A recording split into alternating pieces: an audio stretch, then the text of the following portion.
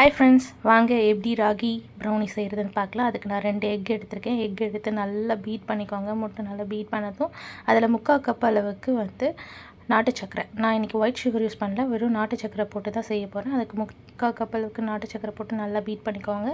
அதுக்கப்புறம் அதில் 1 டீஸ்பூன் அளவுக்கு வெனிலா எசன்ஸ் அதையும் சேர்த்து நல்லா ஆட் பண்ணி பீட் பண்ணிக்கோங்க. அதுக்கப்புறம் 1/2 கப் அளவுக்கு ராகி மாவு. நான் ராகி மாவு எடுத்துருக்கேன், நீங்கள் வேறு எந்த மில்லட் மாவும் யூஸ் பண்ணிக்கலாம். அதையும் நல்லா ஆட் பண்ணிவிட்டு நல்லா கலந்துக்கோங்க. அதுக்கப்புறம் 2 டீஸ்பூன் அளவுக்கு கோகோ பவுடர் அதை போட்டு நல்லா பீட் பண்ணிக்கோங்க. தென் நான் தனியாக சாக்லேட்டையும் பட்டரையும் மெல்ட் பண்ணி வச்சுருக்கேன். 1/2 கப் அளவுக்கு பட்டர், அப்புறம் 70 கிராம்ஸ் ஆஃப் சாக்லேட் இதை போட்டு மெல்ட் பண்ணியிருக்கேன். இந்த மெல்ட் பண்ணதையும் இந்த மிக்சர் கூட ஆட் பண்ணி நல்லா கலந்துக்கோங்க. அதுக்கப்புறம் ட்ரேயில் வச்சு ஒரு 30 மினிட்ஸ் பேக் பண்ணி எடுத்திங்கன்னா சூப்பரான ராகி ப்ரௌனி ரெடி.